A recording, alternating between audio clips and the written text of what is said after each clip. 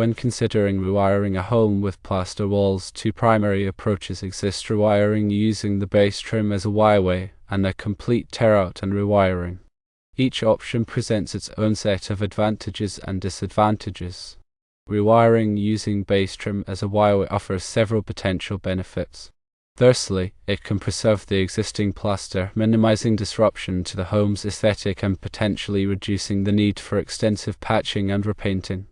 Secondly, it might lead to reduced labor costs, especially if the existing wiring is relatively accessible and the base trim provides a suitable pathway. However, there are significant drawbacks to consider.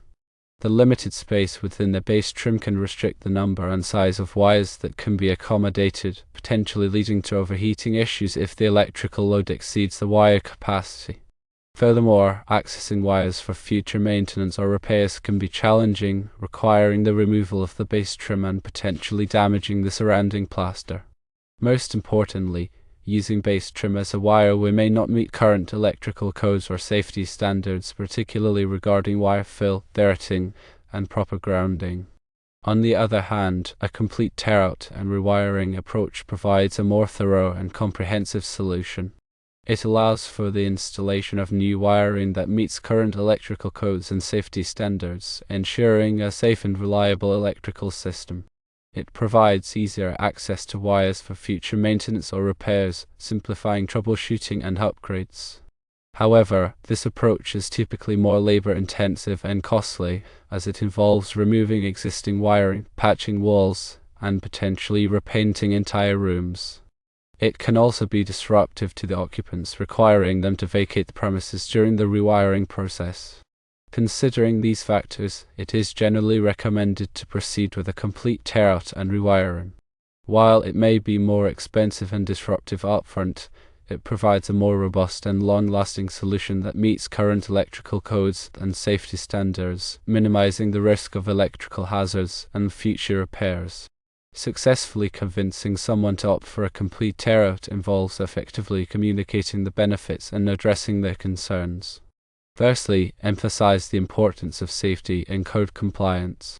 Explain that a complete tear-out ensures the electrical system is up to date and meets the latest standards, reducing the risk of electrical fires and other hazards. Secondly, discuss the potential risks of using base trim as a wireware. Highlight the limitations in space, overheating concerns, and difficulty in accessing wires for future maintenance. Thirdly, present the long-term cost savings. While a complete tear-out may be more expensive upfront, it can save them money in the long run by preventing future electrical problems and repairs. Finally, offer a compromise by suggesting a combination of base trim wireways in areas where it is feasible and a complete tear-out in areas where it is essential for safety or code compliance. Before proceeding with any rewiring project, it is crucial to consult with the authority having jurisdiction to ensure that the proposed method is acceptable and complies with all applicable codes and regulations. Here's a deeper dive into each aspect of the rewiring process. When evaluating the existing electrical system, pay close attention to the age and condition of the wiring. Older wiring, particularly cloth-insulated wiring, may be brittle and prone to cracking, posing a significant fire hazard. Look for signs of damage such as frayed insulation, exposed conductors, or evidence of overheating. Also, assess the capacity of the existing electrical panel to ensure it can handle the demands of modern appliances and electronics. If the panel is undersized or outdated, it may need to be replaced or upgraded. Determining the appropriate wiring method is critical for ensuring a safe and compliant electrical installation. In many city locations, the use of metal-clad cable, commonly known as NC cable, is required due to its inherent fire resistance and protection against physical damage. NC cable consists of insulated conductors enclosed in a flexible metallic sheath, providing a robust and durable wiring solution. Other wiring methods, such as non-metallic sheath cable, commonly known as Romex, may be permitted in certain applications, but it is essential to verify with the authority having jurisdiction before using it. When planning the new wiring layout, carefully consider the location of electrical outlets, switches, and lighting fixtures. Ensure that outlets are conveniently located to meet the needs of the occupants and that there are enough circuits to prevent overloading. Pay attention to the placement of lighting fixtures to provide adequate illumination throughout the home. Also, consider the future needs of the occupants and plan for potential additions or renovations. Selecting the appropriate wire size is crucial for ensuring that the electrical system can handle the intended load without overheating. Wire size is typically specified using the American wire gauge system, with smaller numbers indicating larger wire sizes. The appropriate wire size depends on the amperage of the circuit and the length of a wire run. Consult the National Electrical Code Table 310.15b16 or a similar resource to determine the correct wire size for each circuit. When installing the new wiring, follow all applicable codes and safety standards. Ensure that all connections are made properly and that all wires are securely fastened to boxes and supports. Use appropriate tools and techniques to avoid damaging the wiring or creating hazards. Pay particular attention to grounding, which is essential for preventing electrical shock. Grounding provides a low resistance path for fault current to flow back to the source, tripping the circuit breaker and energizing the circuit. Ensure that all metal boxes, appliances, and fixtures are properly grounded. When it comes to patching plaster walls, several techniques can be employed to achieve a seamless and durable repair. Firstly, remove any loose or crumbling plaster from the damaged area. Secondly, apply a bonding agent to the edges of the existing plaster to ensure good adhesion with the patching compound. Thirdly, fill the hole with multiple thin layers of patching compound, allowing each layer to dry before applying the next. Fourthly, sand the patched area smooth and blend it with the surrounding plaster. Finally, prime and paint the patched area to match the existing wall color. Testing and inspection are essential for ensuring that the new electrical system is safe and functioning properly. After the wiring is complete, test all outlets, switches, and lighting fixtures to verify that they are working correctly. Use a circuit tester to check for proper wiring and grounding. Also, perform an insulation resistance test to ensure that the wiring is properly insulated. Schedule an inspection with the authority having jurisdiction to ensure that the installation meets all applicable codes and regulations. Remember, electrical work can be dangerous and should only be performed by qualified individuals. If you are not comfortable working with electricity, hire a licensed electrician to perform the rewiring project. Furthermore, consider the impact on the occupants. A complete tear-out can be disruptive, so clear communication and planning are essential. Discuss the project timeline, potential noise and dust, and any necessary temporary accommodations with the occupants well in advance. Offer solutions to minimize inconvenience, such as providing dust barriers, scheduling work during specific hours, and coordinating temporary relocation if needed. Keeping the occupants informed and involved throughout the process can help mitigate stress and ensure a smoother experience. Also, explore energy-efficient upgrades. When rewiring, consider installing energy-efficient lighting fixtures such as light-emitting diode, OLED, lights, and smart thermostats to reduce energy consumption and lower utility bills. Discuss these options with the customer and explain the potential long-term cost savings. In addition to the technical aspects, consider the aesthetic impact of the rewiring project. Work closely with the customer to select outlets, switches, and lighting fixtures that complement the home's decor. Pay attention to details such as plate finishes, switch styles, and lighting designs to create a cohesive and visually appealing result.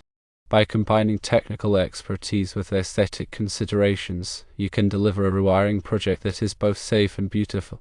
Furthermore, consider the long-term maintenance of the electrical system. Provide the customer with a detailed wiring diagram and a list of all electrical components, including model numbers and warranty information. Explain the importance of regular maintenance, such as checking for loose connections and replacing worn-out components. Offer ongoing maintenance services to ensure the electrical system continues to function safely and efficiently for years to come. Finally, document everything thoroughly. Keep detailed records of all work performed, including wiring diagrams, inspection reports, and material invoices. This documentation can be invaluable for future maintenance, repairs, or renovations. It also demonstrates your professionalism and commitment to quality. By following these recommendations, you can approach any rewiring project with confidence and deliver a safe, reliable, and aesthetically pleasing electrical system that meets the needs of the occupants and complies with all applicable codes and regulations. This includes the NEC requirements for conductor ampacity based on terminal temperature ratings. For example, many common breakers and receptacles are rated for 75 degrees Celsius, meaning you must use the 75 degrees Celsius column in NEC Table 310.15b16 to determine the allowable ampacity of the conductors. Also, be sure to consider voltage drop in long circuit runs, which can affect the performance of sensitive electronic equipment. The NEC provides guidelines for voltage drop in branch circuits and feeders. Remember to properly size overcurrent protection devices such as circuit breakers to protect the wiring from overload and short circuit conditions. The NEC specifies the maximum allowable overcurrent protection for various wire sizes. Additionally, consider the use of arc fault circuit interrupters, or FSIs, which are designed to protect against electrical fires caused by arcing faults. FSIs are required in many areas of the home, particularly in bedrooms and living areas. Ground fault circuit interrupters, or GFCIs, are essential for protecting against electrical shock in wet locations such as bathrooms, kitchens, and outdoor areas. GFCIs are required in these areas to prevent accidental electrocution. Also, pay attention to the proper installation of smoke detectors and carbon monoxide detectors. Smoke detectors are required in every bedroom and on every level of the home. Carbon monoxide detectors are required near sleeping areas and in homes with fuel-burning appliances. Ensure that the detectors are properly installed and maintained to provide early warning of fire or carbon monoxide hazards. When working with metal conduit, be sure to properly ream and deburr the cut ends to prevent damage to the wire insulation. Use appropriate fittings and connectors to ensure a secure and watertight connection. Also, consider the use of insulated bushings to protect the wires from abrasion. When pulling wires through conduit, use a wire lubricant to reduce friction and prevent damage to the insulation. Avoid pulling too many wires through a single conduit, as this can make it difficult to pull and can also overheat the wires. When making wire connections, use appropriate wire connectors such as wire nuts or crimp connectors. Ensure that the connections are tight and secure to prevent loose connections, which can cause overheating and electrical fires. Wrap the connections with electrical tape to insulate them and protect them from moisture. When working with electrical boxes, be sure to use the correct size and type of box for the application. Ensure that the box is securely mounted and that all wires are properly secured within the box. Use appropriate cable clamps to prevent the wires from being pulled out of the box. When working with lighting fixtures, be sure to follow the manufacturer's instructions for installation and wiring. Use appropriate wire connectors and ensure that all connections are tight and secure. Also, consider the use of energy-efficient light bulbs such as LED to reduce energy consumption and lower utility bills. When working with appliances, be sure to follow the manufacturer's instructions for installation and wiring. Use appropriate cords and plugs and ensure that the appliance is properly grounded. Also, consider the use of surge protectors to protect sensitive electronic equipment from power surges. When working with low-voltage systems such as telephone, data, and security systems, be sure to use appropriate wiring and connectors. Follow the manufacturer's instructions for installation and wiring and ensure that the system is properly grounded. Also, consider the use of surge protectors to protect the system from power surges. When working with renewable energy systems, such as solar panels and wind turbines, be sure to follow all applicable codes and regulations. Use appropriate wiring and connectors and ensure that the system is properly grounded. Also, consider the use of disconnect switches to isolate the system for maintenance or repairs. The complexity of electrical work demands a thorough understanding of the NEC local codes and best practices. Continuous education and training are essential for staying up to date with the latest advancements in electrical technology and safety standards. By adhering to these principles, you can ensure that every electrical project is executed with precision, safety, and a commitment to excellence. Furthermore, consider the use of smart home technology. Smart home devices such as smart switches, smart outlets, and smart lighting systems can provide added convenience, energy savings, and security. These devices can be controlled remotely using a smartphone or tablet and can be integrated with other smart home systems. When installing smart home devices, be sure to follow the manufacturer's instructions for installation and wiring and ensure that the devices are compatible with the existing electrical system. Also, consider the use of surge protectors to protect the devices from power surges. Remember to properly label all circuits in the electrical panel. Use a circuit directory to identify the circuits that serve each area of the home. This will make it easier to troubleshoot electrical problems and to turn off power to specific circuits for maintenance or repairs. When working with electrical panels, be sure to wear appropriate personal protective equipment such as safety glasses, gloves, and insulated tools. Use a voltage tester to verify that the panel is energized before working on it. Also, consider the use of a panel cover to protect yourself from accidental contact with live electrical parts. It is essential to consult with the authority having jurisdiction throughout the rewiring process. Contact the local building department or electrical inspector to obtain permits, schedule inspections, and ensure that the installation meets all applicable codes and regulations. Be prepared to provide detailed wiring diagrams and specifications and to answer any questions that the inspector may have.